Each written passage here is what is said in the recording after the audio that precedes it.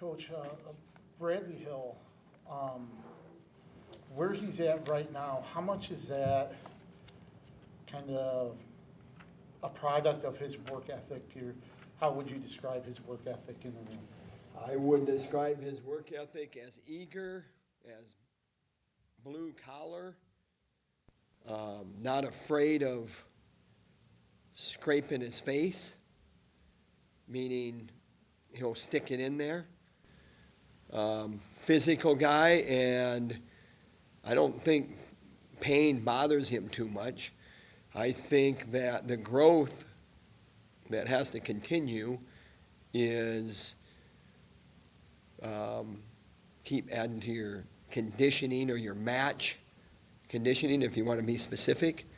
But he's not afraid to stick his face in there and mix it up. When he committed, he talked about how he's been a Hawkeye fan since, he was 3, 4, 5 years old. To have somebody like that, a longtime Hawkeye fan, an Iowa prep, what's that mean to have people like that in the room, in the lineup? I think it's bedrock. It's important. We liked him a lot when we recruited him.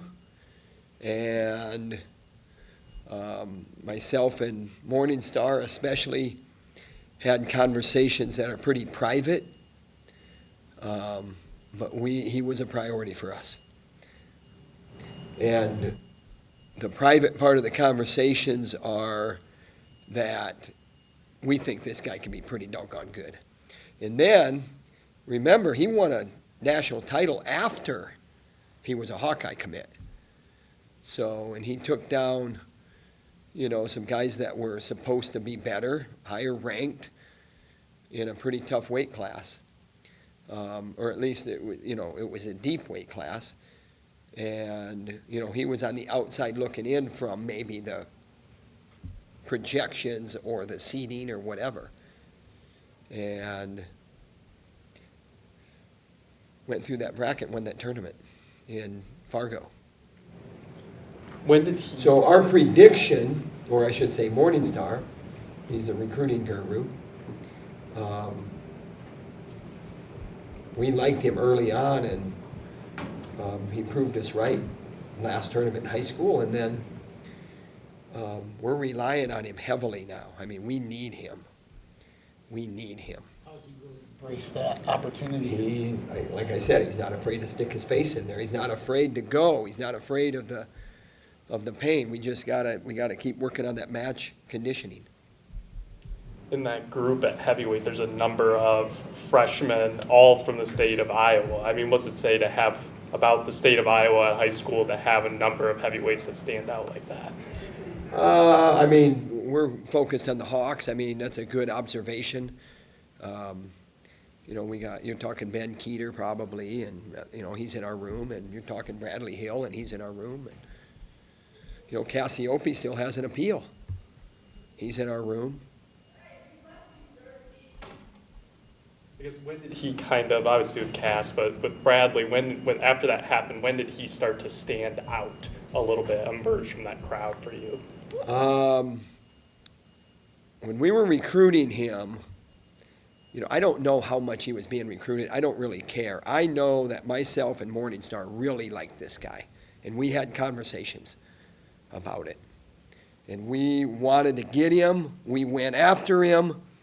And it just so happens that there's just a lot of common ground with him, his mentality. He's a blue-collar natured kid, his family. I don't think that he was probably coddled too much at home, by mom and dad and even his grandparents. I think they're pretty hard-nosed people. And we liked what we saw, and he proved us right even before he got out of high school. And he's definitely embraced the challenge of getting better every day, but we always liked him. We always liked him. After the Penn duel, you kind of mentioned the team. It looked like they were it was hard to get every point, or that they were having to work for everything instead of making everything look easy. How do you kind of turn that around, or what's key to change that for Columbia? I think that making things look easy as a wrestler doesn't necessarily mean it is easy. And in order to make things look easy, you got to work extremely hard out there. How hard are you willing to work in your matches? And that's a decision that individual competitors have to make. And when you look at the most dominant wrestlers, they make it look easy. And they blow tough matches. And when I say tough matches, I'm talking about where your opponent's stingy. And it's like a match where you got a pretty good guy against a guy that all he's doing is strategizing. And it just seems like the strategy is maybe playing havoc with us a little bit more than it should from the program's perspective, the leadership of the program's perspective. Tom and Terry Brands, Telford, Morningstar.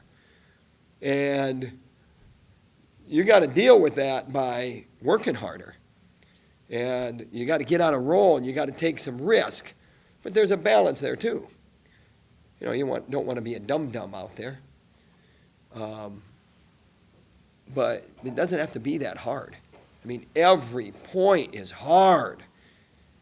It doesn't have to be like that. Get on a roll, get ready to go, get on a roll, and make them pay. Make them pay and be an entertainer. Why not? Why not be an entertainer? Wide open. Why not? Is that really what do you want to see this weekend with the fact you've I got want a to break see coming that up? every time out. That's never changed. That's never changed. It is much easier said than done. But I'll tell you something. It's a pretty simple philosophy. Now you got to go out and execute it. That effort into it. 133 with Teskey Roads and. Yeah, I don't know what we're doing at 133, and I don't know that I'll know until I know.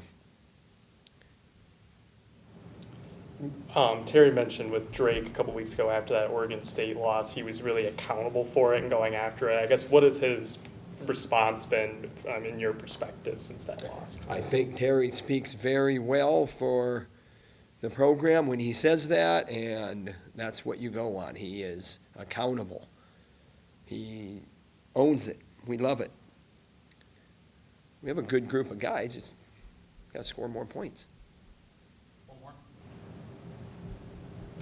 This time of year, there's a lot going on with finals, a break coming up. How do you get the guys to continue to focus and make gains with maybe a lot of a change in schedule here coming up after the Columbia duel?